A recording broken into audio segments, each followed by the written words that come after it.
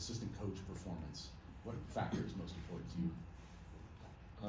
Obviously, like their production from their from their players on the field. You know, that's the main evaluating factor. Is like how well do your guys play? How well do they produce? And how consistent do they play? those are all main criteria. Where does recruiting, like if it's a pie chart, like how big of a piece is recruiting in that? Recruiting is huge too. I thought you were just talking about evaluating, but Yeah, just the whole thing. Yeah, I mean, there's a lot that goes into it. Obviously, can you get you guys to go play the right way and play consistent and play winning football? And usually, those type of players are also good players, right? So you got to be able to recruit and develop relationships. And how does your room respond to you? Can you hold them accountable? How well do they receive coaching, and are you a great teacher? You also got to be a good evaluator in the recruiting process. So those are all things that you look at, from an assistant coach standpoint.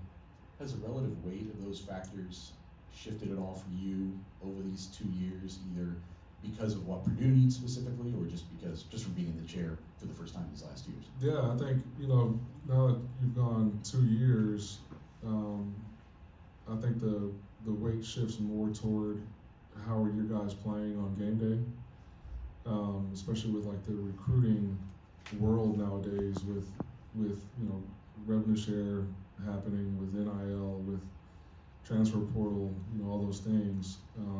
There's a lot of different hats and a lot of different ways to get guys into the building.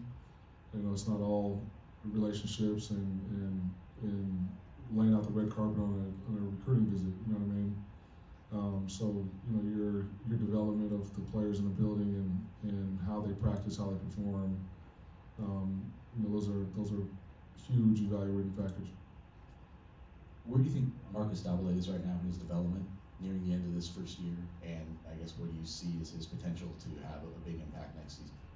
Yeah, I mean he's a true freshman that's getting redshirted. He obviously has a ton of arm talent. I think he's a bright individual that gets what we're doing schematically. He's improved his his physique and his athleticism, through our strength and conditioning program. And this spring will be huge for him. I definitely think he's got a shot to compete, just by the nature of who he is and the type of arm he has. How have you kind of grown as a coach here the last couple of weeks as an offensive coach? Having experienced kind of that part of the equation. Yeah, I've grown a lot as a coach. Obviously being on the offensive side, it opens your eyes up to a different lens and a different perspective. You kind of see the game in its totality, and the conversations with the O-line coach and the tight ends and protections and route trees and what they're looking for in terms of reading the defense and how they adjust based on the shell or the coverage they're getting. I've grown a lot because of that. I think that'll be really advantageous moving forward. Obviously, just you get 2 years as a head coach. That you and sitting in the chair for the first time, you learn a lot. When you look back to the Michigan State game, obviously the 3 drops there in the fourth quarter were pretty pivotal. Did you sense a common thread among them, whether it was the conditions, the weight of the moments, anything like that, or just something that happened? I think just something that happened. Like some of them were routine plays, that you've seen guys make. I know Jamal Edrin is he's still sick right now. And on the double move, we've seen him make that play. He made it in the Illinois game. Tibbs has pretty steady hands and routine pitch and catch. And so I don't know if it's the moment that was too big or lack of focus or whatever the case may be. Those are all things that we can learn from, and I know those guys were hurting in the moment, and they're looking forward to getting back out on the grass and practicing and having another opportunity on Saturday. Last thing for me, you mentioned the revenue sharing coming into play. I know there's some things to be sorted out there, but how are you talking to recruits about that right now? Are you recruiting to that model, not knowing what the model is exactly going to look like? Well, we have a pretty good idea what the model's going to look like.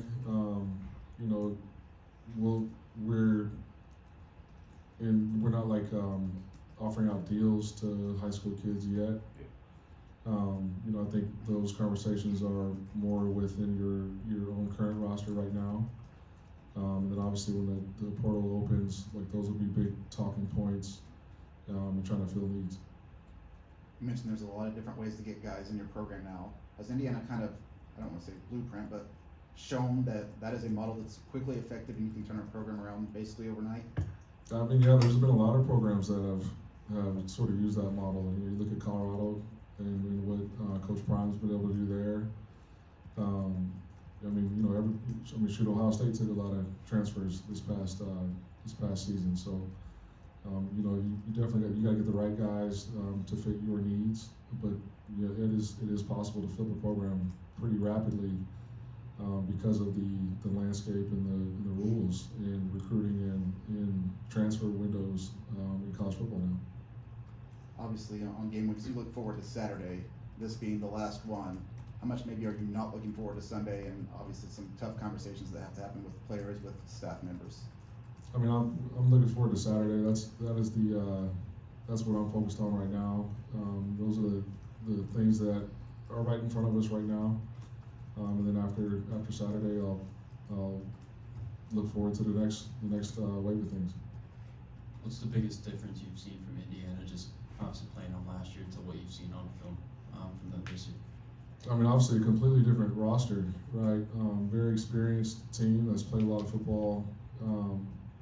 They've got good schemes offensively and defensively, and those guys they run it to a T. It's a well-oiled machine. They don't make a ton of mistakes. They make the plays they're supposed to make, and those guys, like, they force you to try to beat them on all three phases. But yeah, you can tell they played a lot of ball. A lot of those guys played a lot of ball together, and they're playing extremely confident right now. And we've had a lot of crossover games, so I've been able to watch a lot of tape, and it's the same theme, throughout the season. They get off to really fast starts on offense and defense. Teams sort of hang around, and then sort of midway through the third quarter, it seems like they tend to pull away, and the game ends up looking a lot more lopsided than it was, through the meat of the game. So, well-coached team, talented team that plays tough and physical, and they play smart football. I think the motivation for a trophy game is kind of built in, but the opportunity to play spoilers, is that something that you think can add to the motivation for Saturday? Yeah, the guys are excited and are looking forward to the challenge. Anytime you have a trophy game, an in-state rival, and playing against one of the top-ranked opponents, like it's easy to get up for those. And so, we had a really good meeting yesterday. Guys have already been through the building to get scouting reports today, and looking forward to tomorrow's practice. Ryan, how do you go about pulling off a big upset? You guys are a heavy underdog here.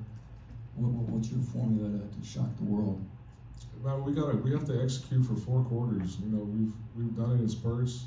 We got to put 2 full halves together on offense and defense. Obviously can't do things to put ourselves behind the 8 ball, and you sort of give them opportunities. And when we have opportunities, we got to take advantage of them. Momentum is a real thing for 18 to 22-year-olds, and it builds confidence. It re-energizes and gets the sideline excited. So we gotta come out fast to have a really good start and build off of some momentum and execute at a high level. What do you think maybe the most surprising thing is you learned this season? Most surprising thing.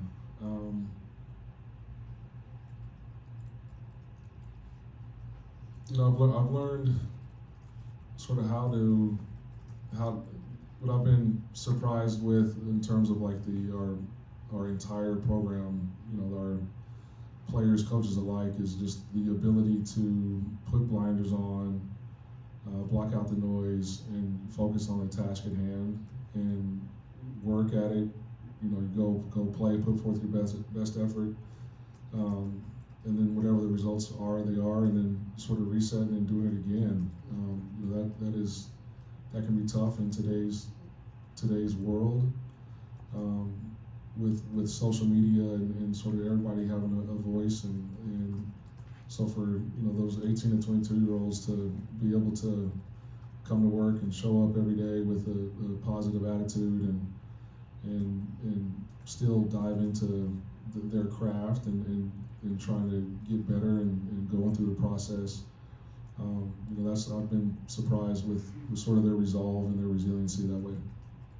How do you stay in the moment and not look to the future? It's pretty easy. Like I'm a routine-oriented person, and so when you have a Saturday game, you have your weekly routine, and you just dive into the job and the task at hand, and put forth your energy and time into those tasks.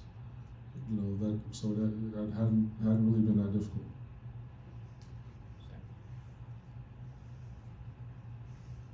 Kevin said it's easy to deal with criticism online from us, from wherever. The hardest thing is going and talking to his kids and then looking up to him and the season going the way it has. How challenging has that been, that side of things? You talking like your players or like your family? Yeah, your family, like being a father, and then Yeah. obviously they want to see their dad succeed. Yeah, I mean those are, they're my kids got it pretty good, right? And I think these are lessons that will pay dividends for them, like growing into a man, right? You need, in order to be a well-rounded individual and to sort of maximize who you can be as an individual, like you have to go through some struggle. Life isn't always, sunshine and rainbows and success. Like they're learning real life lessons and learning how to deal with criticism from their peers as well. You know what I mean? And you still gotta remind them that the people that you know and that you care about, like that's whose opinion matters. And there are lessons learned through adversity and how you carry yourself and how you have poise when you get angry or you disagree. Those are all things that a 10 and an 8-year-old sort of need, and so if this season has provided them with sort of those life applicable lessons, then it's all good. You know what I mean? As long as you're learning from some of the struggles, then you're moving forward and becoming better as an individual. More questions for Coach? Tom?